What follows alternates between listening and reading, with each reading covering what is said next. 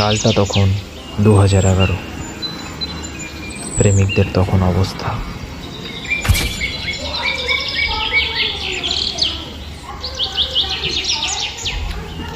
ফোনটাও তুলে নিল। হ্যালো, হ্যাঁ, এইবারে আর হলো না। তোমাকে তো বলেইছিলাম যে পশ্চিমবঙ্গে থেকে কোনো চাকরির ব্যবস্থা হবে না। দেখছি আমি কি বলছি, শোনো না।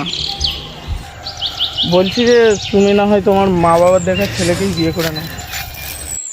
চাকরির জন্য আজকে আমাদের এই অবস্থা বেলা। সালটা এখন 2026। বর্তমান প্রেমিকের অবস্থা। টাইমে যে নাম্বারটা কোথায় চলে গেল, এইটাই তো পাওয়া গেছে। তোল তোল তোল, ফোনটা তোল তোল।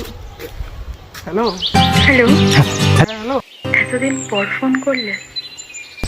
হ্যাঁ বলছি, তুমি কি বিয়েটা করে নিয়েছো? না, বিয়েটা আর হলো না গো। মানে আমি চাকরিটা পাইনি, কিন্তু ভাতা পেয়েছি। সত্যি? হ্যাঁ হ্যাঁ, বলছি আমার ভাতা আর তোমার লক্ষ্মী ভাণ্ডার যদি একসঙ্গে একটু কোলাবোরেশন করতে পারে না, তাহলে তো আমাদের বন্ডিংটা ঠিকঠাক হয়ে যাবে। আমি এক্ষুনি মাকে বলছি। সত্যি? আমি এক্ষুনি মাকে বলছি। স্টার্টিং এই ওরা 1100 দেবে 3 মাস পরে কনফার্ম। চুপ করে কেন বেলা কিছু বলছো না?